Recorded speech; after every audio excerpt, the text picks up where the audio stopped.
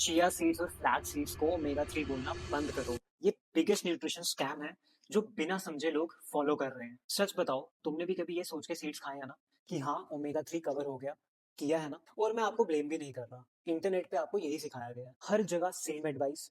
Chia seeds खाओ, flax seeds खाओ, healthy fat sorted. But problem seeds की नहीं है।